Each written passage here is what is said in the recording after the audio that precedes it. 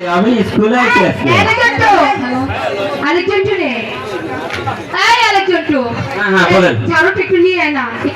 ঝাড়ু দিয়ে নে আমি বারবার কইছি আরে ঝাড়ু আনতে হবে তো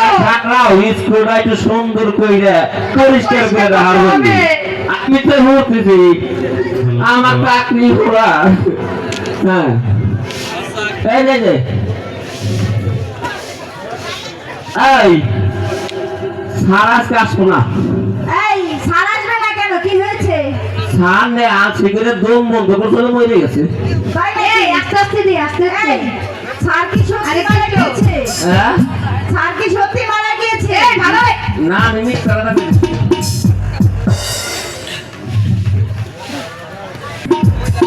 আরে যেটা হয়নি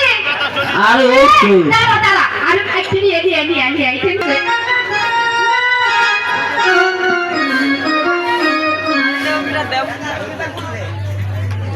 তুই এখানে যাচ্ছিস কেন আর তো ওদিকে যা এদিকে নোংরা এদিকে আয় আলেকজান্ডো হ্যাঁ খেয়ে দেখছেন আমি মনে তোমার মতন আলেকজান্ডো তুই কোথায় বসেছিস আরে এটা ইন্দিল ভালো এই তো এই যে তুই এত খাবার খেতে তোর ভুঁড়িটাকে একবার গলাতে উঠিয়ে ফেলেছিস হ্যাঁ আমার চেতাকে বলে তোকে যে 7 দিনের জন্য না খাওয়া রাখতে হবে আমাকে বুঝতে কত ভালো জানো কত ভালো আমার আব্বা খায় তুই আমাদের বাড়ি চাকর হ্যাঁ তুই আমাদের বাড়ি চাকর হ্যাঁ তাহলে তো ভালো খায় চাকর তুই হ্যাঁ এই জন্তু এই চেয়ার থেকে নেমে বয় তোর ভালাই রে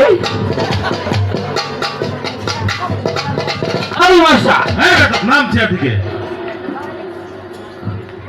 আসসালামু আলাইকুম স্যার ওয়ালাইকুম আসসালাম আমি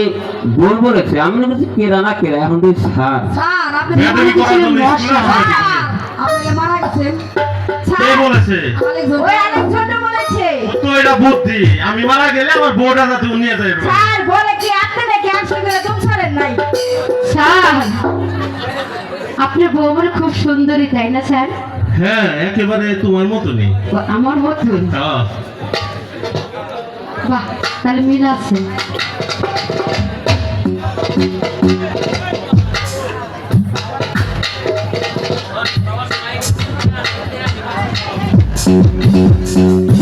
হ্যাঁ স্কুলে আছি আসো